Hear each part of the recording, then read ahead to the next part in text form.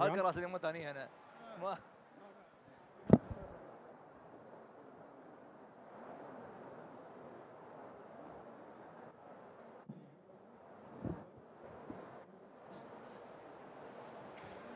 Great. Let's wait for the pictures to settle down. Perfect. Well, thank you for joining us today. Great to be here in Sharm el-Sheikh, and very exciting to be with this esteemed group of panelists. Maybe before we get into the context and the objective of the panel, it would be great to introduce our panelists. I'm Tamer Abed, Managing Director and Partner with the Boston Consulting Group. To my left, His Excellency Mohammed Al Hamadi, who is the Chief Executive Officer and Managing Director of ENEC, the Emirates Nuclear Energy Corporations. We have Mr. Abdel Nasser bin Kalban, who is the CEO of Emirates Global Aluminum, and Jassim Thabet, who is the Managing Director and CEO of TAQA. Yeah, welcome and thank you for being here. Maybe to set the tone, so 90% of the world's economy have committed to UAE net zero, and you've heard in COP and in the past few months, the need for a transition that ensures energy supply, but also is committed to economic diversification. Yeah?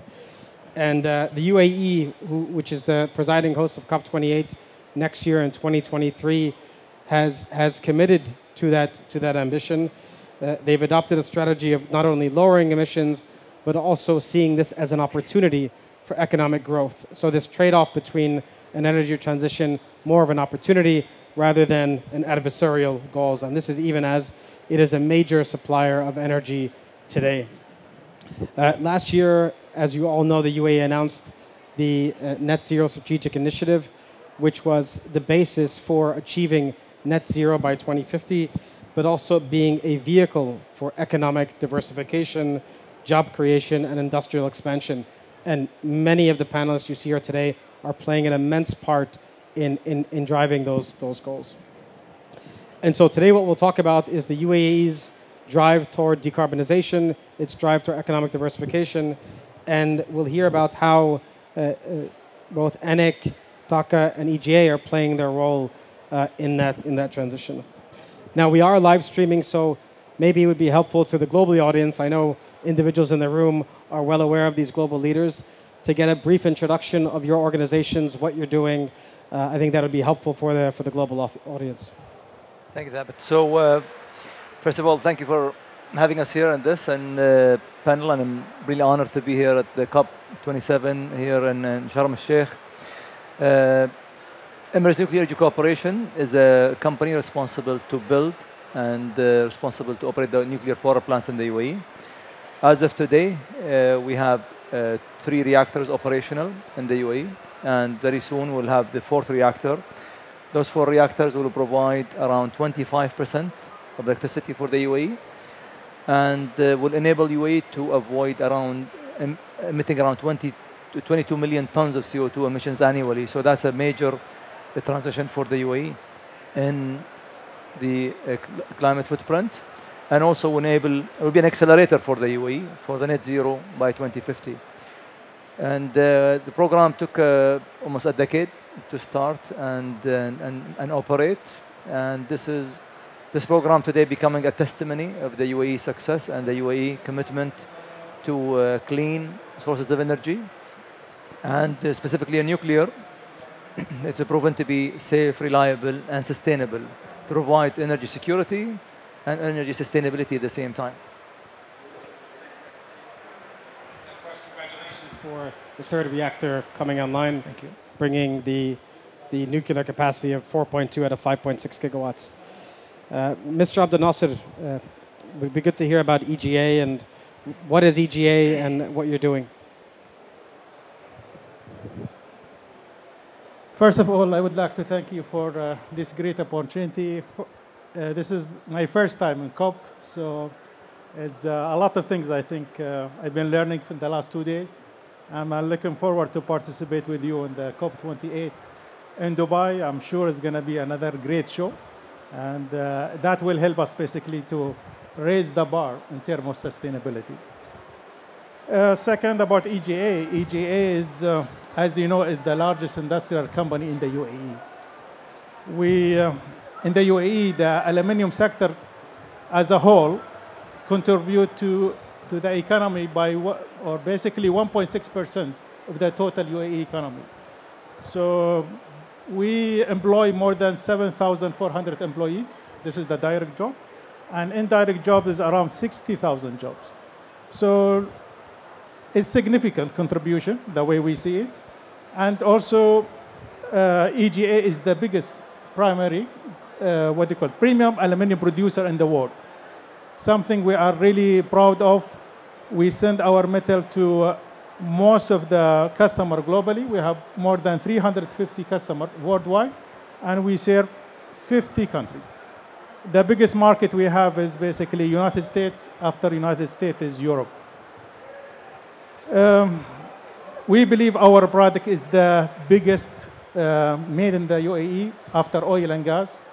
And personally, I believe this is the biggest UAE contribution to the fight against climate change. Why? Because we consider, and the world consider, aluminium is essential metal for decarbonization of the global economy. And we are proud to work in our sustainability program. We already signed the pledge for net zero by 2050, and we are looking for significant reduction in our emission by 2030. Still, we did not nail the final number, but it's going to be significant. So I'm looking forward to this. Thank you and welcome. Jason? Yeah, thanks, Tamer. So, TAQA, the Abu Dhabi National Energy Company, we're a publicly listed company on the Abu Dhabi stock market. Market cap of circa 115 billion US dollars. We're one of the largest companies on the stock markets in the UAE. We are a utility and oil and gas company. We're in the top 5 in Europe, Middle East, and Africa when it comes to regulated assets. And we have significant investments, I would say, in 3 business lines. The first is your generation of power and water. So those are the large power plants that are producing power and water. And then we have transmission and distribution. So transmitting all the power and water through high voltage and long pipelines, and then the distribution all the way to the customer end. Our third business line is oil and gas, where we have operations in oil and gas. We have operations in the Netherlands, Canada, and UK, and in Iraq.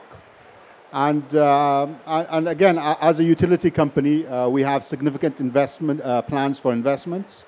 As part of our 2030, I would say, growth strategy, we've committed to grow X amount of gigawatts. And in the UAE, we will be deploying more renewable projects and more cleaner or green water, as they might call it, reverse osmosis. I would say outside of the UAE, our biggest operations is in Morocco. We provide almost more than 40% of Morocco's power requirements. So that's, in a nutshell, a bit about TAQA. Thank you, Justin. And maybe piggybacking off the introduction, TAQA clearly has a global portfolio, but one of its biggest assets are here in the UAE. How are you seeing the energy mix in the UAE evolving? And what do you think are the driving forces behind that evolution? No, I mean, the UAE has always been, I would say, at the forefront when it comes to diversifying its energy sources.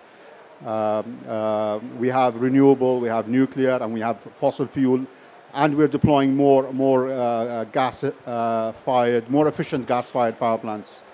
And as part of our strategy, by 2030, we'll be taking renewable will contribute more than 30% of our generation, and that'll be mostly PV solar plants.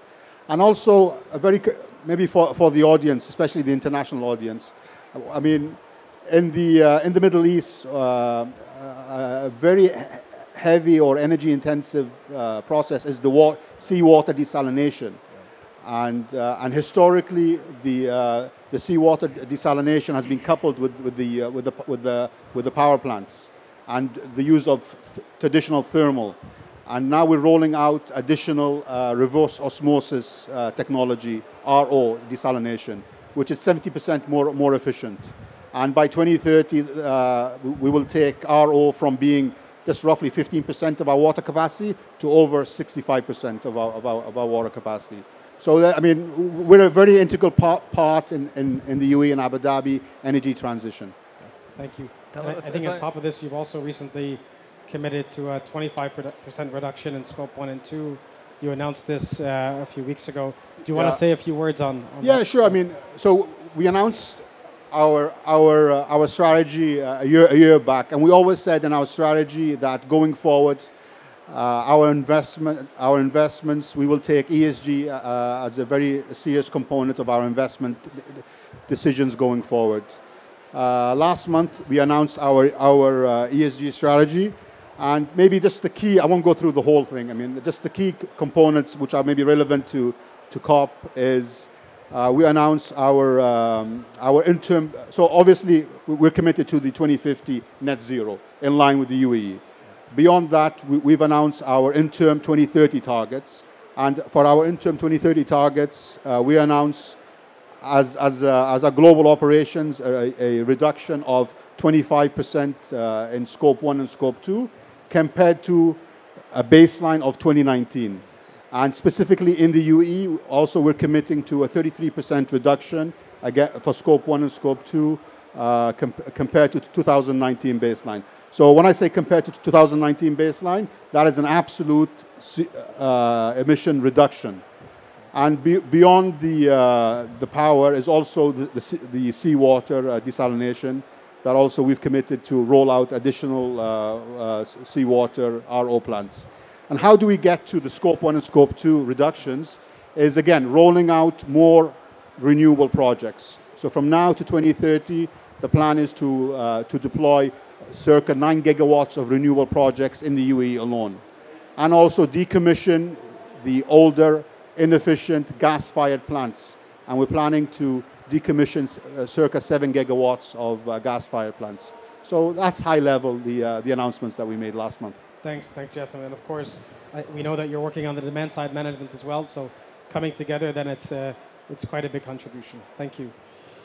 Maybe moving to the other source of energy in the UAE, and Your Excellency, you know, you are the UAE is the only country in the region that has a operating civil nuclear plant. You mentioned you now have the third of the fourth reactors up and running. What advantages do you see nuclear giving to the country as the first, and hopefully maybe not the first in the region? So Tamer, if I may take your question and just kind of go back and a bit higher level. So your previous question was about what did the UAE do when it comes to energy mix, and if I can take you back to 2007, 2008, the UAE had a very visionary, and thanks to the leadership of the UAE, a very visionary outlook on the future. What should be the energy mix for the nation that provides clean, reliable sources of electricity?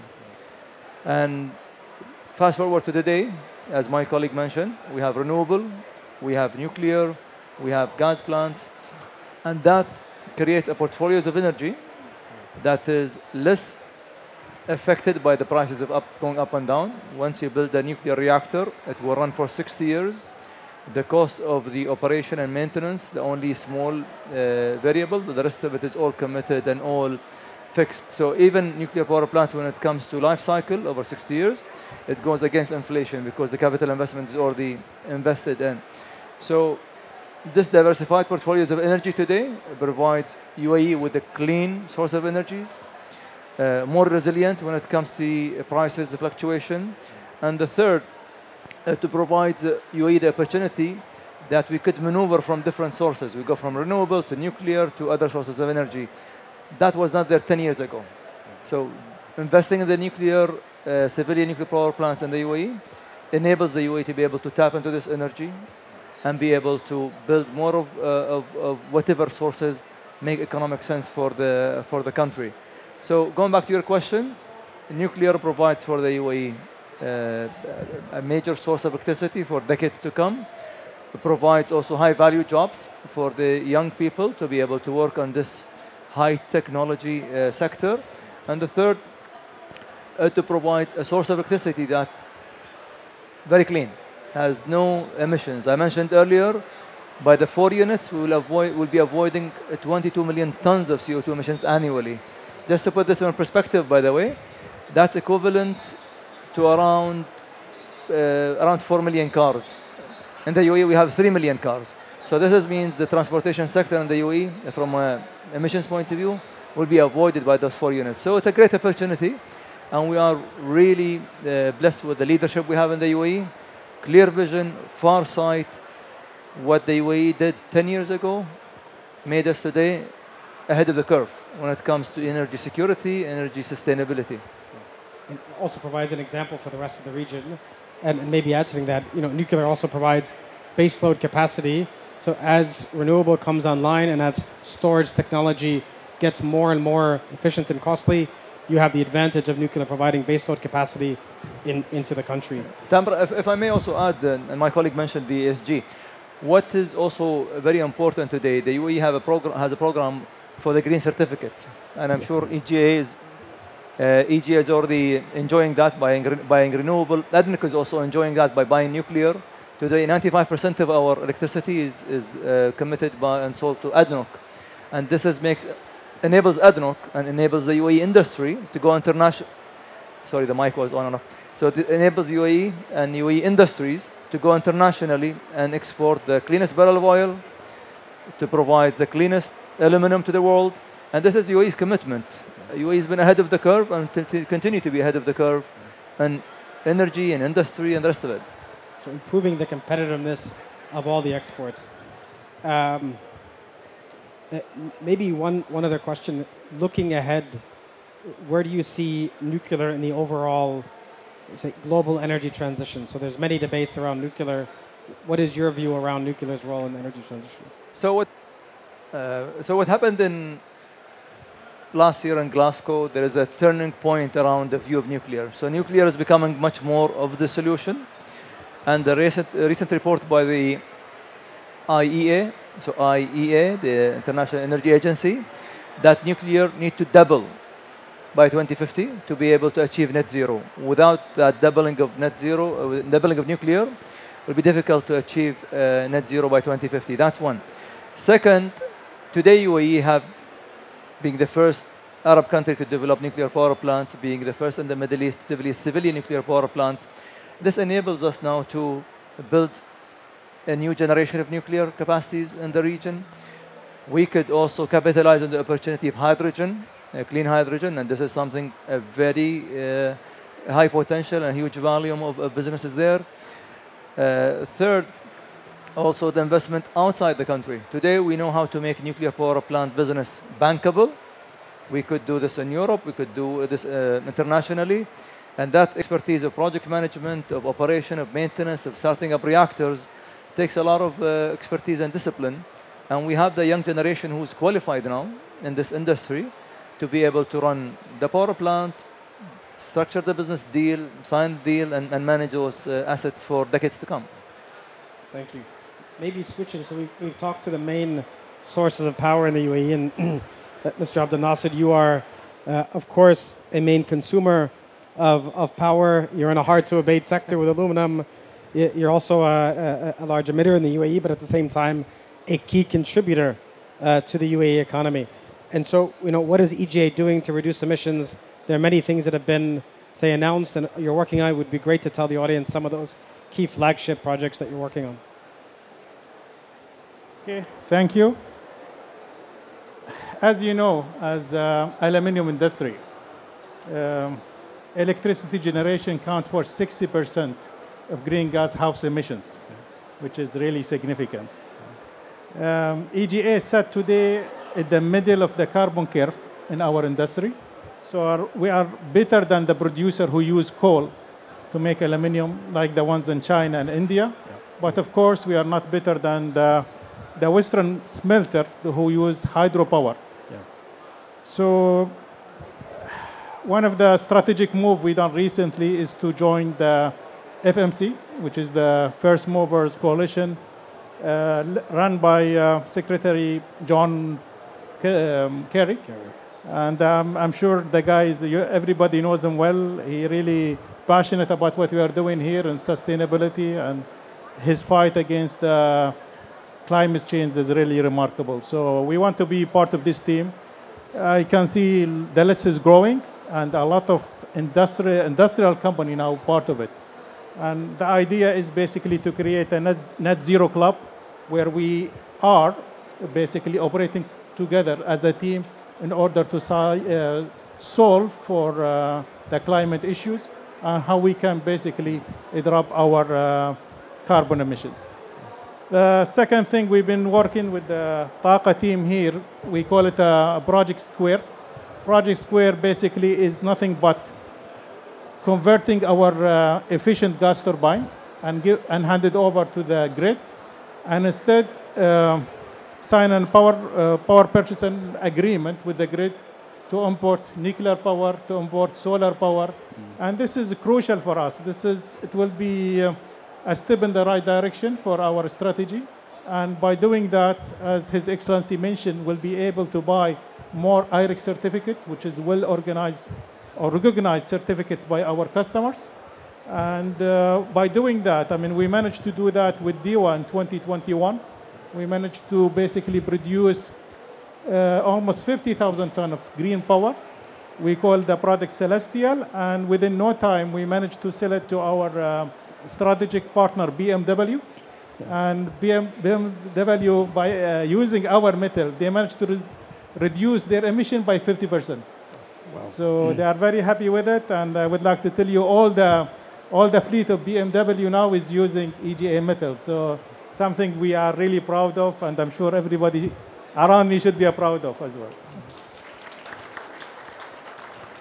So it's a step in the right direction, and as I'm telling you, Square will open more doors for us. We will be the single biggest customer in the whole UAE grid. We will be around 1/3 of the grid demand, basically. So I think it's very important. And the best thing about our load profile is basically base load, constant throughout the year. And I think it's perfect fit for any nuclear reactor. So I'm asking His Excellency if he can install more reactor for us. I think we are more than happy to offtake it. So between the two suppliers, we are trying to make the most out of it.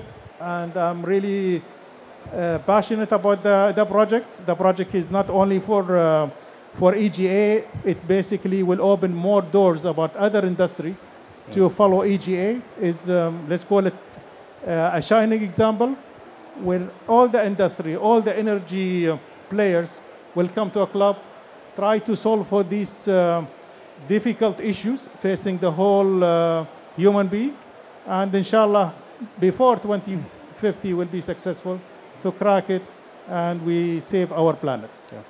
Thank you for that. Clearly an example of cross-industry collaboration, working together, customers, producers, and power providers to decarbonize the industry. So great example for sectors to also serve as a case study for other sectors. Maybe switching gears to the second half, we're halfway through. What I wanted to talk about is partnerships, right? Along the same theme that we just ended on. Your Excellency, you were recently in DC with the UAE US Business Council. You were with the Hydrogen Roundtable in DC. And I'm sure there are many discussions around the future of nuclear, the new opportunities that it provides. Can you give a glimpse of what were some of those discussions like, and what do you see nuclear heading into in terms of new opportunities for decarbonization? Thank you, Tam, for that question. And the future is bright today. As I said earlier, today, the world, to meet a net zero target by 2050, we need to double the capacity of nuclear. The current technology that we're seeing right now is very promising. We have the SMR reactors, we have the also advanced reactors. All of these could be coupled with hydrogen production through extra ultra heat of hydrogen production that will bring the efficiency very, very high. So the potential is great. And this is now enables UAE to be part of these solutions. We are a great nation when it comes to integration of systems. We are a great nation to be able to develop and structure deals regionally, internationally. And Taqa is a key testimony of that, and my colleagues also from EGA is a global player. So for us, we see the future of integration of systems, be it the small modular reactors or the current reactors, coupled with hydrogen. Also, the opportunities we have in structuring deals internationally that we can help other nations develop civilian nuclear industry in a sustainable manner. So the future I see that what we've done today with the 4 reactors is only 20% what we achieved. The bright future is of another 80% is available for us to go after internationally. And if I could share an example with the audience, and this is a number that kind of makes me look at the world differently. Today, we have in the world of people who are enjoying electricity and enjoying energy. The current GDP is between $2,000 to $20,000 per GDP, and those people who are consuming the majority of the electricity we have right now. And the population of those individuals is around 700 million people. The people are below or around the $2,000. It's around 4 billion people, and they need electricity, they need energy, and those people will need that sooner or later. So that's a market, that's an energy that need to be maintained and need to be, met. And we all here have a responsibility to contribute in helping the 4 billion to be able to get light so they can study, get cooling or heating so they can enjoy their life and live a decent life. And that's what here at COP27 and COP28 that we will be hosting next year in Dubai, we have a great opportunity for us to work together. And if I can leave you with the keywords here, or the specific words, we need to cooperate and collaborate across academia, industry, government, to create a sustainable world for everybody to live in peace, for our children, grandchildren to have a decent and dignified life. Thanks, and clearly you're right. I mean, this is the COP for developing countries, and it would be great to see more of the UAE exporting that capabilities to provide, as you say, energy security and energy affordability to the 4 billion that you mentioned. Thank you.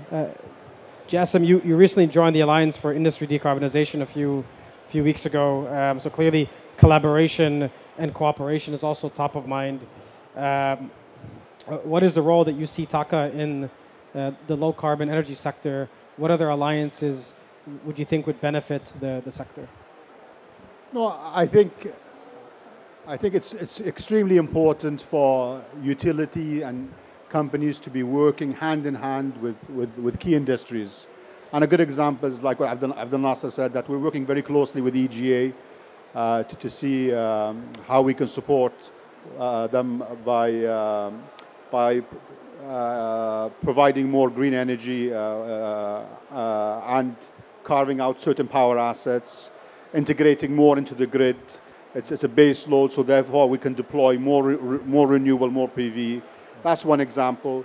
Another example is just a few weeks ago we achieved financial close with ADNOC Offshore, and that's a project of circa over $3.5 billion US dollars, building the infrastructure for a high voltage subsea cable. So connecting ADNOC Offshore operations to the Taqa grid. So again, we have a base load and also ADNOC benefit. It helps them lower the carbon footprint of their production, and also the grid benefits from a stable load, and where we will be able to, again, roll out more renewable projects. And I think another good example of collaboration is we announced some time ago now, and we're close to closing a major collaboration between ADNOC and Mubadala and Taqa, where Taqa will be a major shareholder in Masdar, and Masdar will have the full firepower of these three large organizations to pursue its growth. So, I mean, I think there's a lot of good stories in Abu Dhabi and in the UAE when it comes to very close collaboration between utility, energy, and other sectors across the supply chain. And clearly also to add to the hydrogen is also a major focus area, not only through Mazda, but your existing projects that you're doing. Yeah, I mean, again, like working closely with EGA, we're also working closely with Emirates Steel. And Emirates Steel has some requirements for green hydrogen to help them produce the green steel. So again, like the BMW, they'll be selling their steel at a premium. And also we have a base load, so furthermore base load in the system. So it's a win-win for everyone. Also, we signed an MOU with Abu Dhabi Ports to explore 2 gigawatt green hydrogen to green ammonia cluster in KZad in Abu Dhabi. So there's a lot of opportunities ahead of us. Thank you, Jason. Mr. Abdel Nasser, you know, around the theme around collaboration, a few months ago you announced a collaboration with K-Line Shipping to help decarbonize the vessels that are carrying your bauxite and your alumina. Can you talk a little bit about that collaboration? What spurred that collaboration?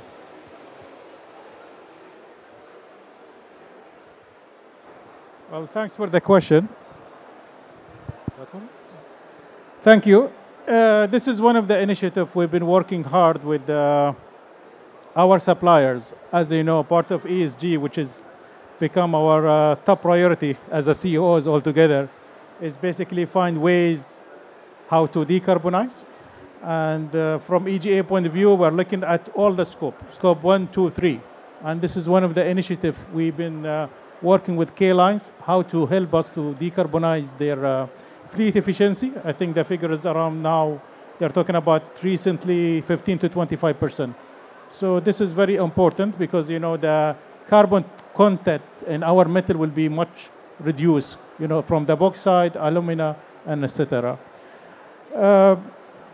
I can tell you more about what we are doing. I mean, decarbonization is very important, but the main objective here for us is to basically maintain our market shares. This is very important. As I mentioned, EGA is the biggest aluminum producer in the world. We're not going to basically lose any market share because of the sustainability. So we'll do whatever it takes to maintain our commitment to not to 50%, in the future, and also net zero by 2050. A lot of things we are working because, you know, if we manage to have good sustainability story, we'll have very good growth for the company. The company meant to be global company. So we're looking also overseas to see if we can invest in a green aluminum smelter driven by green power. So we're looking at a couple of options at the moment, you know, in Asia, Europe, and of course, in the future will be United States. At the moment, we are concentrating not only in the primary, we are also looking at secondary smelters. Basically, how we convert the scrap aluminum to usable aluminum. This is a new requirement now by our customers.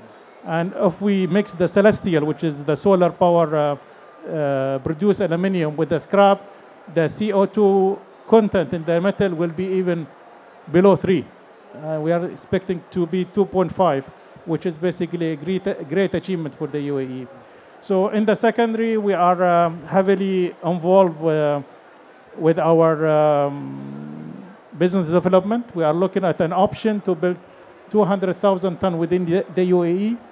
At the moment, most of the UAE scrap business export to other nations.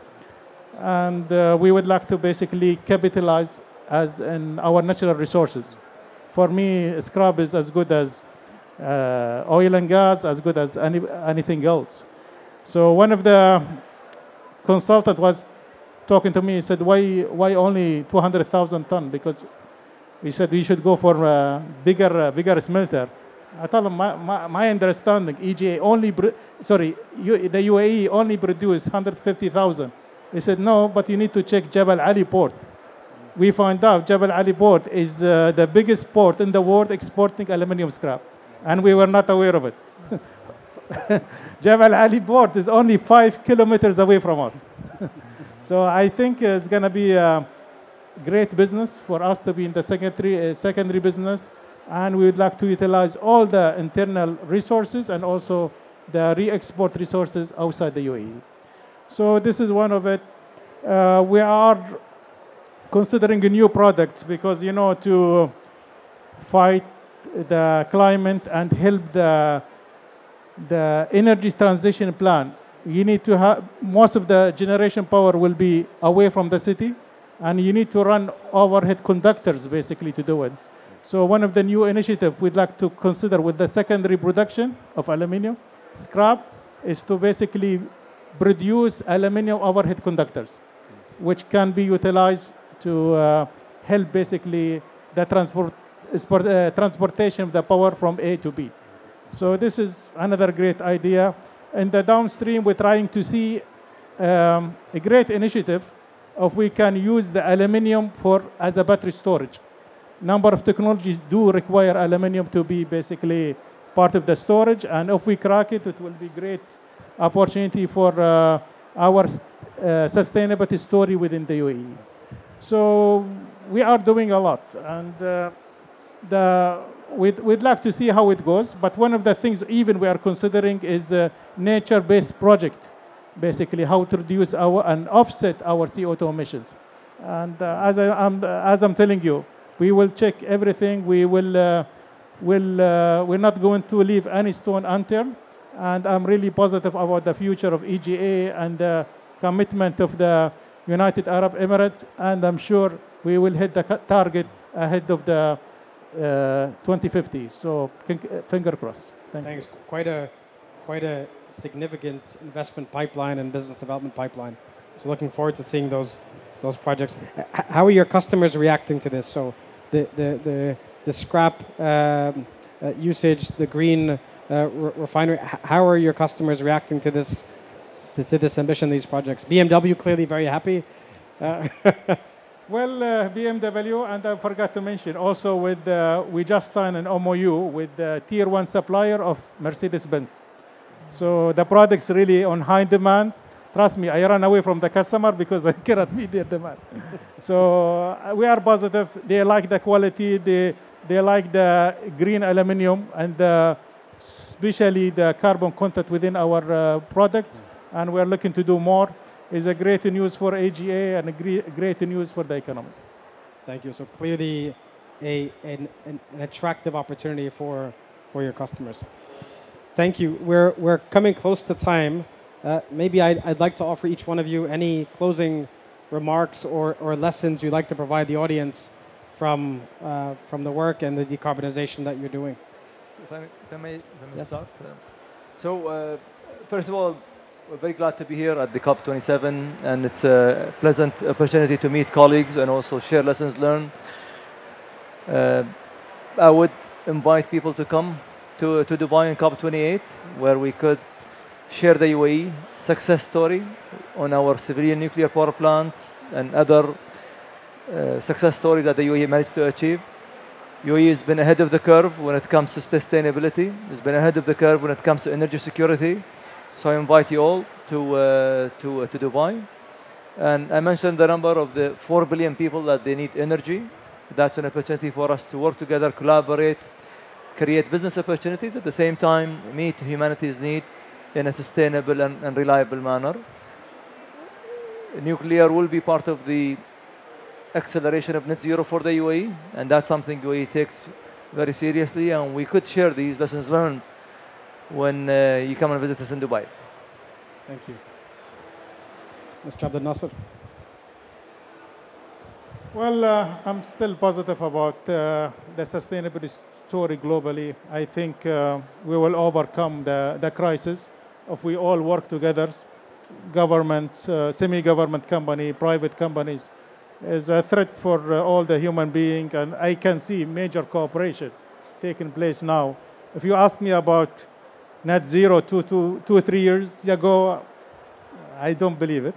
But now what I see in front of eyes, especially after the pandemic, this is reality, and we are committed basically for net zero, especially after our leaders draw the strategic map for us. And yes, from aluminium point of view, we will do whatever it takes to produce sustainable aluminium going forward. And the best thing about it, we will maintain our sustainability roadmap, and on top of that, we'll have economic growth for our company and our country. So we are really optimistic. The sustainable story will create a lot of jobs, and basically will save our planet. Thank you. Thank you for that. Jassim.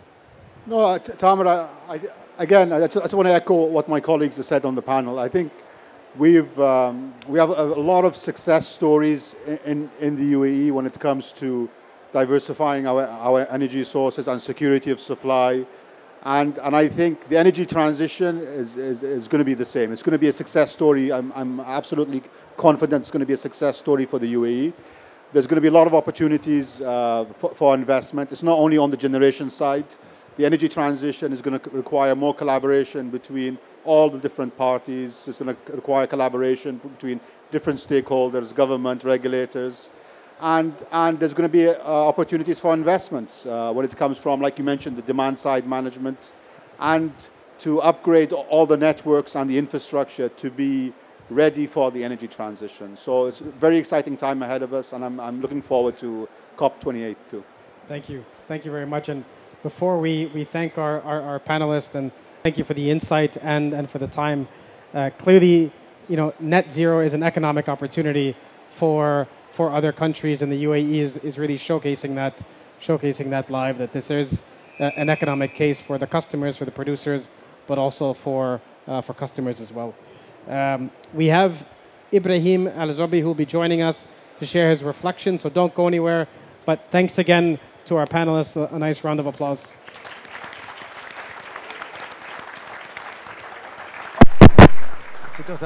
شكرا. يعطيك العافية. شكرا. Shukran. Thank you. Thank you so much. Shukran. Thank you.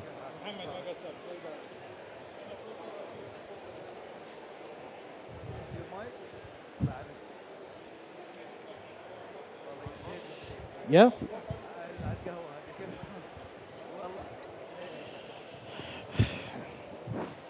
Welcome. Well, yeah. Great. Don't go anywhere. We have an exciting one-on-one fireside chat with Ibrahim. Ibrahim, you're one of the leading experts on sustainability, and I know I mentioned I struggled to summarize your credentials, but you're currently the SVP of Sustainability at ADNOC. You're the former Chief Sustainability Officer at Majid Al Futtaim. You've been and are a member of a number of boards and council. You're a member of the World Economic Forum Global Future Council on Net Zero Transition, on Circular Economy, and also on the Private Sector Advisory Council for SDGs, just to name a few. I know I didn't do it justice, but thanks for that. What are your reflections on what you've heard from the panelists? First of all, thank you, Tamer, and it's a pleasure to be here, and I would like to welcome my colleagues. I think this is one of the most popular pavilions. We've been talking a lot of what the CEOs mentioned today. I think the hot topic is energy transition, so it came out bold. But the first reflection, I would say, is how the discussion developed and improved on sustainability by CEOs. So we listened to 3 CEOs talking about not their commitment to sustainability, but also talking how they will achieve their sustainability targets, which means I was looking at the case study of the UAE. I think the session name should be Your Practical Guide to Achieve Net Zero, because we've been listening to common targets, proof points, and implementation in different industries, be it an clean energy provider, to a consumer, an intensive industry that needs a lot of energy. We touched upon the business opportunity of circular economy in the case of aluminum, and also the diversified energy resources we should have. The highlight also being an ADNOC, of course, and I think Jassim did a great job on giving the commitments on how public-private or private-private partnership can work. He talked about our offshore commitments, the nuclear talked about onshore. So again, my highlight was, can we achieve sustainability targets? Yes, we can. And private sector can lead to do that. And maybe to reflect on it, I mean, these are big companies, big sectors. I mean, they consume an immense amount of power. And the fact that they're able to do this at a large scale is also a proof point that it can be done in other places. So you're absolutely right. Quite an impressive achievement. Now, in your role at ADNOC, can you tell us about what is ADNOC doing in terms of the energy transition? What role is it contributing to this?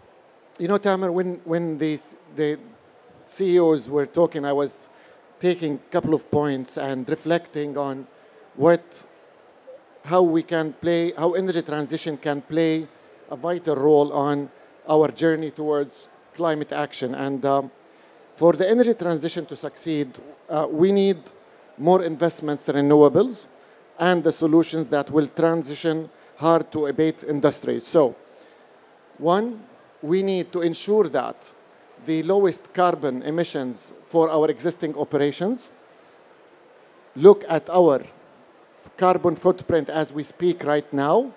We don't shut off the operation, but ensure that it is one of the lowest carbon emissions, and this is the case in ADNOC, by the way. We're one of the lowest carbon intensity emissions globally, but also, in parallel, keep investing in renewables. So this is, for me, is a main point. Also, nuclear investments and diversified. So we talked about oil, gas, and renewables, and nuclear, and hydrogen, and of course, carbon capture technologies. So we look at technologies that will help us to lower our carbon footprint, such as the CCUS, investment in hydrogen, investment in renewables, investment in nuclear. So this all goes hand in hand. But also, we need also to be realistic. So while we're doing that, we need to ensure that we are being realistic on how we achieve our targets and how we can move away from existing energy resources we have. The minute we identify this, I believe we'll have the biggest formula for energy transition. And I believe this is exactly what was one of the main messages we've heard recently in the last 2 months. We've heard this in the opening speeches of Leaders Summit on the proper energy transition, just an inclusive energy transition, the relationship between Global South and Global North, but also the business opportunities that we can have in abating carbon emissions from existing energy resources, and also creating a future economy and future industries and renewables from energy transition. Thank you. And maybe looking forward, what initiatives do you want to see coming out from the broader energy sector to decarbonize? So what do you think needs to happen more of, or isn't happening fast enough? Well, when we talk about initiatives, I think it's important to share that globally, the United Arab Emirates already invested $50 billion in renewables in more than 70 countries, with a commitment of another $50 billion by 2030. So this will accelerate different initiatives. But if we can be specific on different initiatives to decarbonize, looking at the road to COP28, let's be clear first when it comes about initiatives and opportunities. COP28 will be the most inclusive and ambitious. So can I tell you how many? Thank you. Well, you can all clap. We can hope for the best. Not for me, for COP28. I'm sure Anka would like that. But so if you ask, when you say most ambitious, it's so hard to talk about initiatives. But I look at the $50 billion by 2030 as the first step of that. So we look at the energy transition. We look at the supply chain, which is the whole world is talking about it. We look at a disruptive supply chain. So the ambition is to work with the supply chain to ensure there is a market, for example, for hydrogen. There is a market for low carbon emissions energy resources. And also, we look at methane and existing initiatives.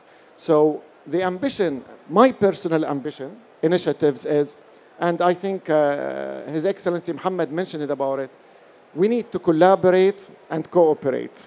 So if we do that, I kid you not, we will have the most practical initiatives and acceleration for existing initiatives, such as the methane commitment that is led by United Nations Environment Programme, which we as ADNOC as well committed to it to have the lowest methane intensity by 2025, the lowest in the Middle East. So we started to have actually initiatives. We shouldn't wait for COP28. Now, what kind of initiative will go into which direction? I can give you again back to energy transition.